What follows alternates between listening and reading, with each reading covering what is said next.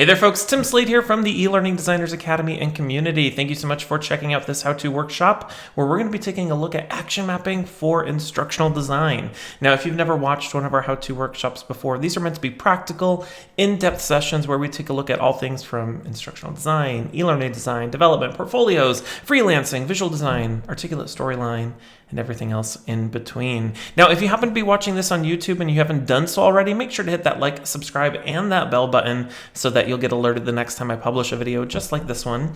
And of course, make sure to join us inside the eLearning Designers community. It's completely free, and it's a great place for you to connect and learn with others who are also looking to grow their e-learning design skills and careers. So let's jump on in. Action mapping for instructional design. Now, I got to tell you, I love talking about action mapping. It was a process that was introduced to me, almost 10 years ago. And once I got my mind wrapped around the process and the concept of action mapping, I have to tell you, it's completely changed the way I go about designing not just my e-learning courses, but any training that I might be working on. You know, one of the things that I've talked about before is that I think a lot of training that we create oftentimes fails. In fact, I think most e-learning that we create within a workplace setting, a corporate setting, most training we create oftentimes sucks. It fails. And one of the things I've talked about before, I actually did a separate how-to workshop, which I'll link to up here above, on how to design e-learning that doesn't fail, is I've talked about that there are really three main reasons why most training, most e-learning fails. First, it's because it's not designed for how people learn. We create training to convey information, but we don't do a really good job of creating training experiences, learning experiences optimized for the way people actually learn. The other reason is that it's not the right solution for the performance issue, right? We oftentimes create training for non-training related issues. And then finally, and most importantly, which is what we're going to focus on here today with action mapping, is that we oftentimes create training not for what people need to do on the job, but for what they need to know or be aware of or understand. And we'll talk a little bit more about that. And one of the things that Cathy Moore, who's the creator of action mapping, I'll talk more about her in a moment, one of the things that she talks about is that most training is an information dump, right? Have you ever taken an e-learning course at work, or you've watched a how-to video or an in-person workshop, and it's just a dump of information that you're supposed to somehow memorize and then figure out how does it apply on the job, right? We've all experienced that, and if you're really brave enough, most of us have all created information dump trainings. And then when we do that, we all wonder why it doesn't achieve the results that we were looking to achieve in the first place. And the main reason is because we started with what we thought people needed to know and not what they needed to do on the job. You know, one of the things that I've talked about before and that I think is very true is that knowledge and behavior aren't mutually exclusive. A lot of times we think if we give people more information, it'll result in them doing more things on the job. If they know better, then they'll do better. If they know more, then they'll do more. And the truth is, that's not true at all. I'll give you a really great example. You know, since the start of the pandemic, I've been desperately trying to lose 30 pounds. I've gained a little bit fluffier than I was, prior to 2019 and 2020. And I know how to lose 30 pounds. I know I need to eat less or eat better, and I need to exercise more, and I probably just need to go delete that Uber Eats app off my phone, right? I know what I need to do in order to lose 30 pounds. It's not a lack of knowledge that's preventing me from performing the behavior of weight loss. There's other contributing factors, right? Maybe I'm not motivated. Maybe, like I said, that Uber Eats app is just so convenient, right? It's in my face. Who knows what the case might be? But my point is that knowledge and behavior aren't mutually exclusive. And one of the things that I've talked about before as well is that our learners don't need to know things. We don't need people to know things on the job. What we need our learners to be able to do things back on the job. And one of the things that I think is so important is that when you're working with a stakeholder and a subject matter expert on the creation of training, is you never start that conversation talking about what do people need to know or understand or be aware of. We need to be talking about what it is that they need to do on the job. And this is where action mapping comes into play. And if you're like a lot of instructional designers out there who struggle with your stakeholders and your subject matter experts just wanting to include all of those nice to know facts or all that stuff they need to be aware of in the training, action mapping is a really great process that allows you to work backwards from some sort of measurable business goal to create training that's focused on performance, that's focused on behaviors, things that people need to do on the job, not what they need to know, right? So what we're going to do today is we're going to walk through the action mapping process. I'm going to show you a real life example of an action map, and we're going to go through it step by step. But first, let's answer this question: what is action mapping? So I mentioned a moment ago, action mapping is a process that was designed and created by Cathy Moore, who's also an instructional designer and performance consultant and all-around fantastic person who works in our industry. And she wrote a book called Map It, and I will include a link down below for where you can get that off Amazon. I encourage you all to go purchase it and read it. It's a thick book. It's worth every penny. It's thick with 2 C's, but it's a fantastic book that walks through the whole action mapping process and a whole bunch of other stuff in incredible detail. But she created the action mapping process to help us as instructional designers focus our efforts on designing solutions that are focused on behaviors, actions, and tasks, and measurable business results, and not just knowledge and information or awareness or understanding. And the way I've come to define action mapping is action mapping is like a backwards design process where you work backwards from, like I said, a measurable business goal to figure out what behaviors do people need to do on the job, and then how do we create potential training activities to help learners emulate and practice those behaviors on the job, right? And action mapping is a great process because it can help you do a lot of things. First off, it can help you align your training and performance efforts on measurable business outcomes, which is really important with our stakeholders and subject matter experts, because at the end of the day, even though they want people to know everything, they're really searching for some sort of business outcome through the training. At least they should be. The other thing action mapping can help us with is focus training efforts on observable tasks and behaviors rather than just knowledge alone, right? Again, it goes back to my point. We want people to be able to do things on the job, not just know things. And we'll talk more about that here in a little bit. And then finally, action mapping can help us get our SMEs to see how performance-based training can help them achieve their goals or how it aligns with their goals, right? So if we can help our stakeholders and subject matter experts actually see how not including all that nice to know information doesn't actually help them achieve their goals, they're going to be more likely to agree with us on not including it at all, right? So action mapping is a process that can help get our stakeholders and our subject matter experts on board with what we're trying to do as instructional designers, all right?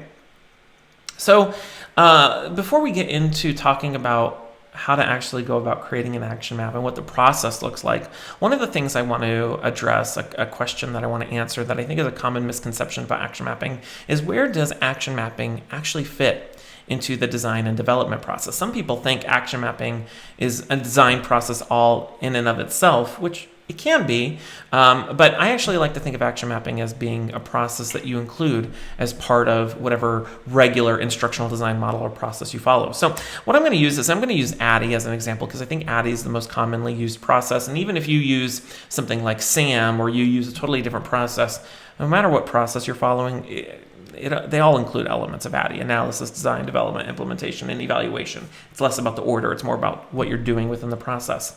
But we're going to use ADDIE because I think it's the most commonly used process. So the question becomes, well, where does action mapping fit into the design and development process? Where do you actually do it? Do you do it before you conduct a needs analysis? Is it part of the development process? Where does it actually fit? Well, for me, one of the things that I've come to the conclusion, and it's my opinion, my experience, that action mapping fits somewhere in between analysis and design, right? Analysis, you do your upfront needs analysis to figure out what sort of performance issues exists, whether or not training could be a potential solution, what other solutions might work for addressing that performance solution. And then as you're moving into design and you're trying to figure out what sort of solution you're trying to create, action mapping is a really great process that fits in between analysis and design because it allows you to take whatever you got from your needs analysis, identify a measurable business goal, and then start designing or ideating on potential training solutions that can influence your design of the entire training solution or learning experience that you're creating. So usually what I do is I use action mapping to help me initiate my design process. And we're going to come back to this because I also want to talk about what do you do after you've created your action map? What happens after this, right? But action mapping, in my opinion, in my experience, fits in as part of that initial design process. And we'll see examples of that here as we go through it. Okay. So we know what an action map is. We talked a little bit about where it fits in the design process. Now, let's talk about how do you actually go about creating an action map, all right? Now, according to Cathy Moore, there are 4 steps that you need to follow in order to create an action map. And like I said, it's a backwards design process. So as we start with the first step, we're going to be starting in the middle of our action map and then working our way outwards, all right? So what's the first step in creating an action map? Well, the first step is identifying a measurable business goal, right? Now, if you happen to be working in corporate learning and development, corporate instructional design, or any sort of workplace instructional design, at the end of the day, our job is to help support the business to achieve particular business goals, right? And of course, we're there to support our learners, to help our learners, support those goals and whatever it is that they might be doing. But at the end of the day, we're there to help the business drive business results through learning and development. And so action mapping is all about starting with some sort of measurable business goal, because at the end of the day, at the root of any training request that comes our way, more often than not, it's because the subject matter expert, your stakeholders, whoever you're working with, your business partners, they're looking to achieve or enhance some sort of business goal that they're trying to make happen, whether it's catching more shoplifters, which is a weird one, right? But we'll come back to that. I used to catch shoplifters for a living, or whether it's selling more products or whatever the case might be, right? Reducing the number of accidents on the job, who knows? There's always some sort of actual measurable business goal that's trying to be achieved. And this is where a lot of people, their first mistake that they make with their action map is not being specific with the measurable business goal. So the question you have to ask yourself, and you ask your stakeholders and subject matter experts, is what's the business change do we want to see? And there are right ways and wrong ways to identify these goals. The wrong way would be to say, well, we want to increase product knowledge. No, we don't want to increase product knowledge. That might be part of the process, but we want to increase product knowledge so that we can achieve what, right? Well, we want to increase product knowledge so that our sales employees can sell more merchandise, right? That's where the business goal is. So a good goal would be we want to increase product sales by 10% by end of year, right?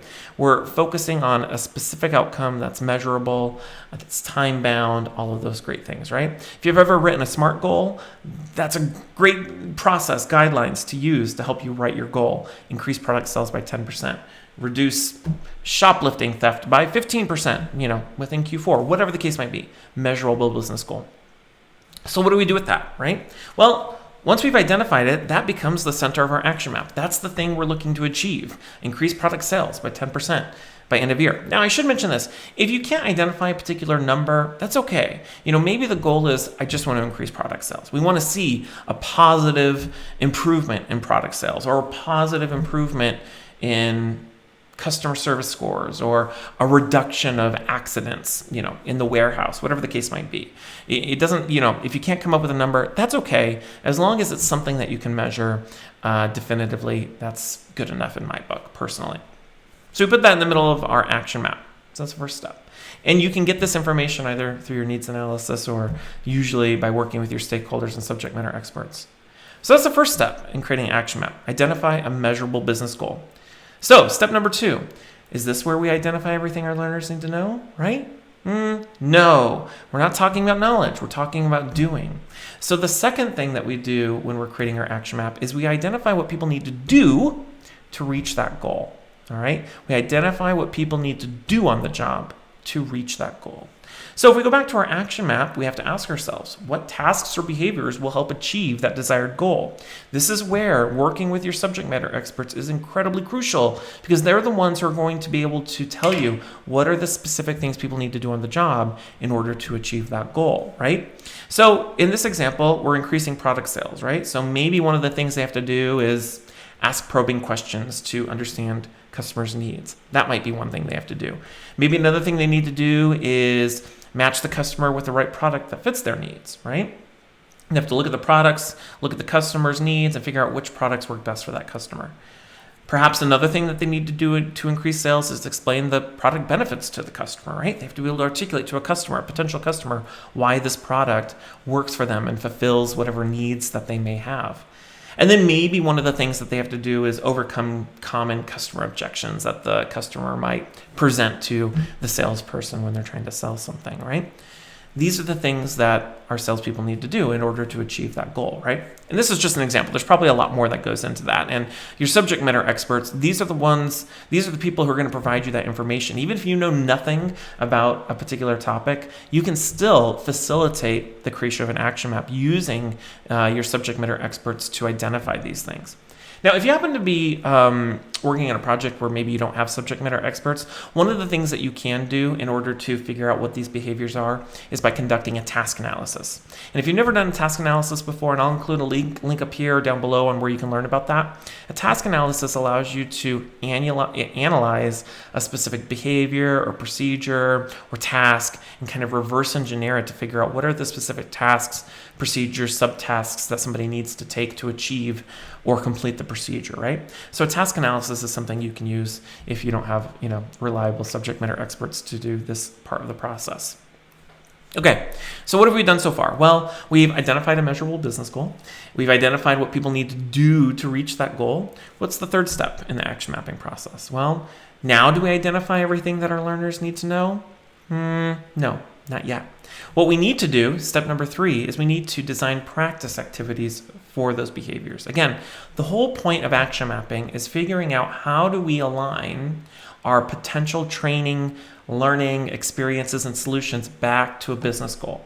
And in order to do that, we have to figure out what learners need to do on the job to do that. And then now the third step, this is where we start ideating on potential training activities to put those actions and behaviors into practice. All right. Now, before I continue, one of the things that I will mention later, and one of the things I believe about action mapping is that you should go into it with the idea that it's modality agnostic, meaning when you start creating your action map, don't go into it with the idea that I'm going to create an e-learning course, or I'm going to create instructor-led training, or a job aid, or a how-to video, because that might limit your thinking. Whenever I create an action map and I'm doing step number 3, I'm ideating on different activities for learners to put those behaviors into practice. I think of everything I could possibly create as an instructional designer. I'll think of, in-person role-playing. I'll think of job aids, videos, branching scenarios, and e-learning. Put it all on your action map and then figure out, okay, what's going to best work for the variables we're working with. I'll talk a little bit more about that here in a moment. Okay, so the question we have to ask ourselves is, how can learners practice the tasks or behaviors? What can I create? What kind of experiences can I create to put these actions into practice? So again, our goal in the middle, increase product sales. Our actions, ask probing questions, match the customers with the right products and needs, explain the benefits to the customer, overcome common objections. What kind of training activities or experiences can I create? Well, maybe for probing questions, we're going to create a series of role-playing scenarios where the learner practices asking questions, right? Maybe for matching the customer with the right product that fits their needs, we're going to create an e-learning course with branching scenarios where the learner matches the right product that meets the customer's needs. And then maybe they're going to, see what happens if they match the wrong product so they can see the negative outcomes of that. Maybe it's, a refund or an unhappy customer. Explaining the product benefits to the customer, maybe we're going to create on-the-job practice. It's just going to be something they're going to do on the job, and they're going to practice answering common questions when they're working with a customer, in person, on the phone, who knows, right? And then overcoming customer objections. Again, maybe that's going to be an e-learning course with some branching scenarios. It could be, role-playing in a classroom setting. Who knows, right? But maybe we'll do some branching scenarios for that, right? Again, I'm ideating on any possible training activities I might want to create. Okay, so we've identified the measurable business goal. We identified what people need to do. We've designed or ideated on some practice activities to achieve those behaviors. Now, step number 4. Now, do we identify what learners need to know? Well, sort of. What we identify is the minimum information people need to know in order to complete the practice activity, right? And this is where action mapping flips the script on what we normally do. We're not starting with the information or awareness or understanding that we're giving our learners. We're ending with it. We're starting with the goal and working our way back to the information. And it's important to know that when you think about all the information learners might need to know, not every practice activity or behavior, it may not have accompanying information. You identify the minimum information. So, for example, asking probing questions, creating a role play scenario, maybe we need to provide a job aid or a list of, probing questions we might provide or the learners might use on the job. For matching the customer with the right products that fits their needs, again, maybe that's a job aid, maybe that's an online resource where they go look at, different customer profiles and what products best fit those different customer profiles or personas. Explaining the product benefits to the customer with on-job practice of answering those questions. Well, maybe what we're going to do is we're going to provide a quick reference guide where the learner can quickly reference the products and the key features or the value proposition of those products, right? And they can use that in that activity and when they're performing it on the job. And then finally, overcoming customer objections. Again, maybe that's just a job aid, a list of common objections and suggested responses or rebuttals to those objections, right? Identifying the minimum information. We're not starting with that, we're ending with it, all right? Now, inevitably at this point, when you're doing this with your stakeholders and your subject matter experts, there's going to be information that they want to include that may not, fit with your action map. Let's say they go, hey, let's also include the history or the evolution of these products, right? That would be cool for them to know. Well, this is where you help them see how it doesn't fit into the action map. You look at this and go, yes, but how does that support a specific behavior or a specific practice activity? How does that align to the business goal? How is understanding the history of the products or whatever fun facts they want to include, how does that help them sell more? And if it doesn't, you can literally show them how it doesn't work on the map and you don't include that information, right? So it's a great way to get your stakeholders bought into the fact that, no, maybe we don't need all this nice to know information, all right? Okay, so that's the action mapping process kind of in a nutshell, right? Identify the measurable business goal, identify what people need to do to reach that goal, design practice activities or ideate on practice activities for those behaviors, and identify the minimum information that people need in order to complete those practice activities and emulate those behaviors back on the job. Now, a couple of considerations I want to talk about with action mapping before I show you an example of a real action map. First thing I want to mention is that action mapping is not the same as creating a course outline. This is a common misconception I've seen from folks where they think action mapping is like creating a mind map, or it's like brainstorming or creating a course flow. Creating a course outline, and I'll include a link up above for how to do that, is very different than action mapping. Action mapping, like I said, it's a reverse backwards design process. It's not creating a course outline or a course flow map, if you will. Also, action mapping should be modality agnostic from the start. One of the things I mentioned a moment ago is that when you're going into creating action map, I don't recommend going into it with a predetermined modality that you're going to use for that solution. You're not going to go in and say, we're creating an action map for this e-learning course, or we're creating an action map for this in-person workshop. You should go into it modality agnostic. And as you're ideating on those different practice activities, think about everything you could possibly create. And then once you've done that, then look at the different variables or conditions that you're working with. Maybe you're working with learners that are globally distributed, and that message needs to be consistent. So maybe e-learning works in that case. Or maybe you're working on something where, you're only creating, a training experience for 15 people and the content is regularly changing. Well, maybe it doesn't make sense to make an e-learning course. Maybe that's just going to be, something you do as a short in-person workshop or something like that, right? Ideate initially with a modality agnostic mindset, and then figure out what of those different training activities work with the conditions that you're working with or the variables you're working with. And then finally, action mapping should be a collaborative process with your subject matter experts. You don't want to create an action map in a vacuum. You want to use your subject matter experts as part of the process because they're going to provide you information and insights specifically related to the behaviors that maybe you don't know. Maybe you're not the subject matter expert, they are, right? And so involving them in the action mapping process not only will help you better understand the different behaviors you're creating practice activities for that meet that measurable business goal, but it also gets them on board with the design of the training focused on performance rather than just knowledge alone. And one thing that's mentioned here too that I'll point out is that action mapping doesn't work for every training project that you might be working on. One of the things Cathy Moore talks about on her website, I'll include a link down to that below as well, is that action mapping doesn't work in academia or education. The other thing I agree with, or the other thing that I believe, is that action mapping is not good if your training is just focused on knowledge transfer and knowledge retention. If you're just focused on, giving learners information, if there's not a clear, direct line to how learners are using that information, action mapping is not a good process for this. And then I would also argue, just because I have to, probably training is not really the solution for just knowledge retention, but that's a separate conversation for a separate day. But action mapping is not good for knowledge retention, knowledge transfer alone. You want to be able to identify specific goals you're trying to achieve that are measurable with specific behaviors. So if you can't figure out what learners are going to be doing with that information back in the job, back in their lives, then action mapping is probably not a good solution for it. And you don't have to use action mapping for every project you're working on, all right? Okay, now one last question I want to answer before I show you a real-world action map is what happens after action mapping? What do you do after you've created an action map, right?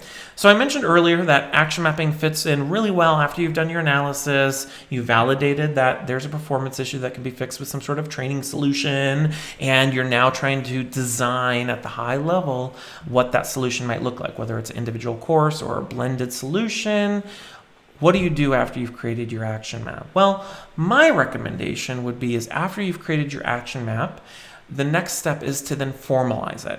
And usually the way I recommend doing that is by creating some sort of design document. And again, I'll include a link up above on where and how you can create a design document. But a design document essentially outlines a training solution at like the 30,000 foot level about what topics are going to be covered, who's the audience for those topics, the learning objectives, the modalities, how you're going to measure it, all of that important stuff. So usually what I do is I formalize it in a design document, which then allows me to circle back with my stakeholders, subject matter experts, and propose that as the training solution that we're going to create with all those practice activities that we've ideated on. All right, so let's look at a real-world action mapping example. There's so much information out there, fantastic information out there on action maps, but one of the things that I feel like has been hard to get your hands on, at least for me, is actual real-world examples of what an action map actually looks like. So let's jump over to Miro. I'm going to show you what an action map looks like. All right, so here I am in Miro. Now, I'll mention this real quickly. I personally like to use Miro for creating action maps and outlines and other things because it's a free, easy-to-use online tool and it allows for collaboration. But one of the things I want to point out is that you can use whatever tool you want to use to create your action maps. You don't have to use Miro. You can use a whiteboard with some sticky notes if you're doing something in person. You can use PowerPoint or other online tools. You don't have to use Miro. Just Miro is my tool of choice because it's free, easy to use. So feel free to check it out, but just know it's not about the tool, it's about the action map itself. So this is a real-world action map that I created years ago when I used to work in retail loss prevention. Fun fact, I used to catch shoplifters for a living, then I got thrown in the deep end of the pool of training and development.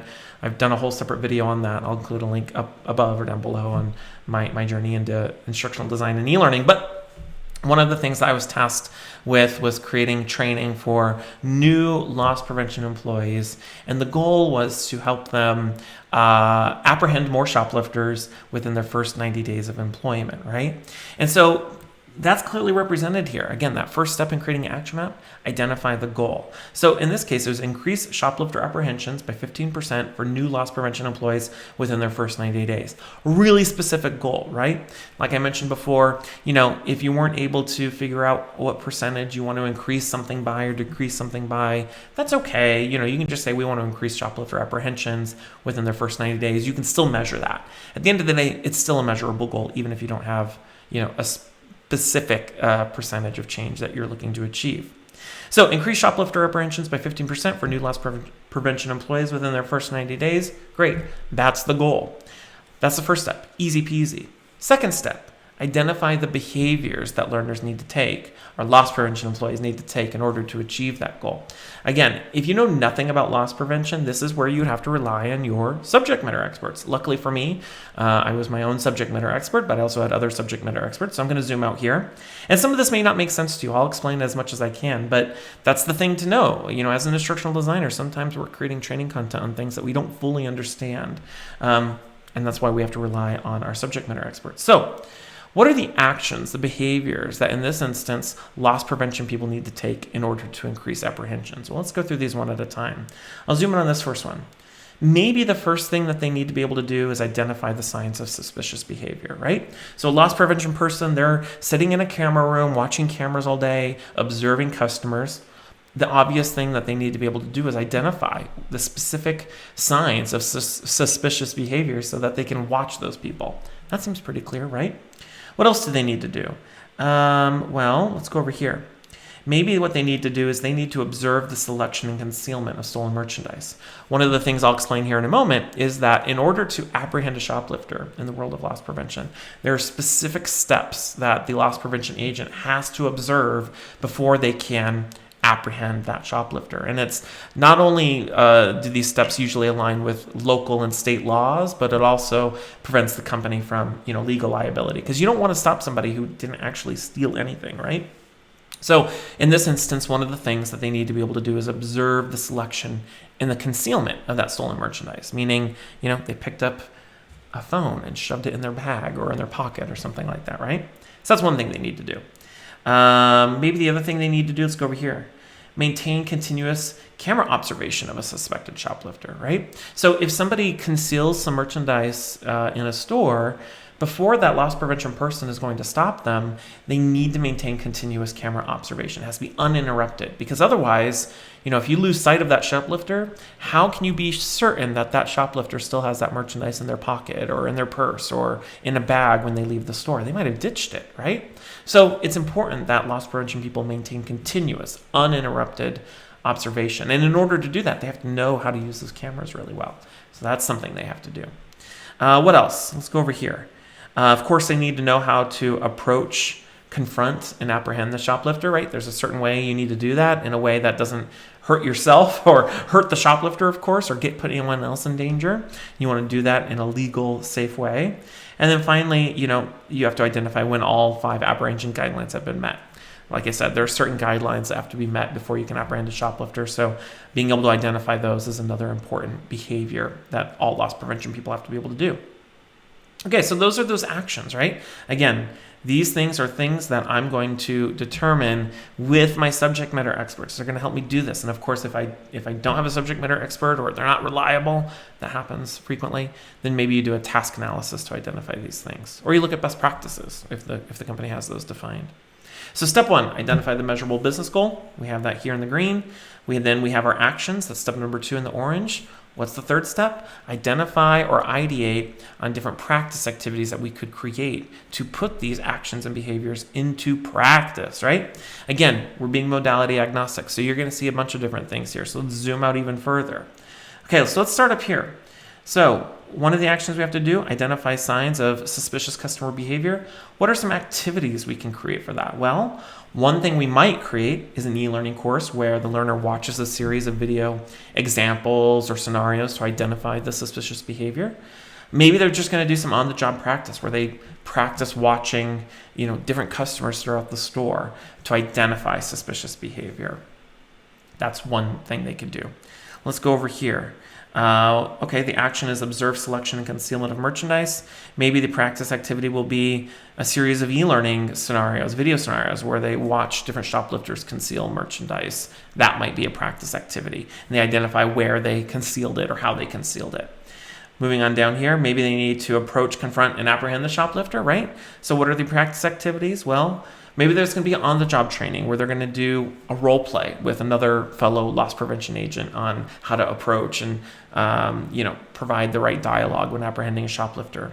Or maybe they're going to practice how to react to different reactions or outcomes that the shoplifter might have when you approach them. Some shoplifters run, some shoplifters get combative, some shoplifters pull guns and knives out on you. I've had that happen to me over a pair of jeans, right? How do you react in that? Maybe you practice that with a series of role-playing activities.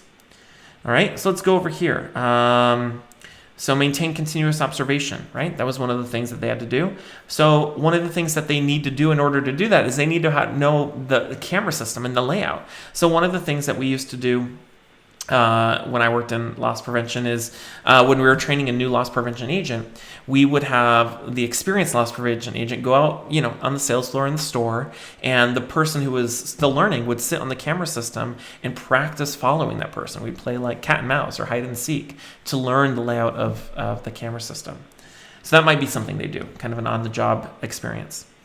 Another one, watch customers with merchandise and maintain continuous observation. If somebody's shopping for some bananas, can you maintain continuous observation of those bananas all the way to, to the point of checkout, even if they pay for it, right? Putting those things into practice. And then maybe in e-learning, video scenarios with shoplifters concealing merchandise. And maybe they, it's these series of scenarios where they identify whether or not, the shoplifter ditched it or whether or not they left the store based off of the video that we watch. And then finally over here, the action is identify when all 5 apprehension guidelines have been met. Again, maybe it's a series of video scenarios where we identify, was each apprehension guideline actually met in that particular scenario, or which one was missing? Should the shoplifter have been apprehended or not based off of what we watched? That's one way to put that into practice. Okay, so we'll zoom back out here. So we identified the goal, when increase apprehensions of shoplifters. We identified the actions that they need to take, and we ideated on different practice activities. Again, being completely open-minded. Maybe not all of these will work, but putting them all out there, and then we'll, figure out which ones are actually going to work for our training once we get to that point. What do we do after that? Well, the 4th step is identify the minimum information people need. And this is a great example where, I know you can't read it right now, I'll zoom in here, but here's the information in this kind of teal over here. Not every practice activity requires information, right? It's only the minimum information. So if we go over here, this one was identify the signs of suspicious behavior. They're going to watch some video examples. So maybe what we'll provide is a list, or we'll provide the information on what is actual suspicious behavior versus not suspicious behavior. One of the things that exists in the world of loss prevention is a lot of unconscious bias, right? And so we need to be really clear about what constitutes suspicious behavior versus what might be, an existing prejudice or unconscious bias that might be affecting why you're observing somebody. Over here, maintain continuous camera observation of a suspected shoplifter, right? And we're going to do that hide and seek game. So maybe the information we need to provide in order to do that is a map of the store cameras, right? Because all the store cameras have numbers and you need to know where they're located so you can quickly switch between them. So maybe we provide a map of those so that they can reference that during that practice activity. And then finally, let's go over here. What was the information here? Identify when all 5 apprehension guidelines have been met. We're going to do some video scenarios. Well, maybe what we need to do is provide the company best practices on what those apprehension guidelines are so that they can reference those. All right, so that's the action map for, in this case, increasing the apprehension of shoplifters. And like I said, what I would do from this point is I would start then taking this information, figuring out what of these practice activities would actually work given the conditions of how many learners I'm training, what is their location, how quickly do I need to create this training, should it be e-learning or should it be in person or should it be mostly on-the-job training, and figuring out what practice activities are most viable or fit for function for the experience I'm going to create. And then I would document that in a design document. All right, so that's action mapping. Action mapping in a nutshell. Identify measurable business goal. Identify what people need to do to reach that goal. Design practice activities for those behaviors and identify the minimum information that people need. And like I said at the top of today's session, whether you're an e-learning designer or an instructional designer, whether you're creating in-person content or digital learning content, it doesn't matter what you're creating. As long as you're creating training that's focused on things that people need to do on the job, that hopefully, ideally achieve some sort of measurable business goal or objective, action mapping is a really great process for that. And again, it's something that you can use to help you focus less on what you think your learners, or less on what your subject matter experts think your learners need to know, and more on what they need to do and how do you design training to focus on the actions and behaviors, less on the knowledge and the understanding and the awareness. All right, that's it. Thank you so much for watching today's how-to workshop. I hope you learned a little bit more about action mapping. Like I said at the top of today's session, if you haven't done so already, make sure to hit that like, subscribe, and that bell button so that you'll get alerted the next time I publish a video just like this one. And of course, join us inside the eLearning Designers community at community.elearningacademy.io to connect, network, and learn from other e-learning and instructional designers in the industry. All right, my name is Tim Slade, and until next time, I'll see you around.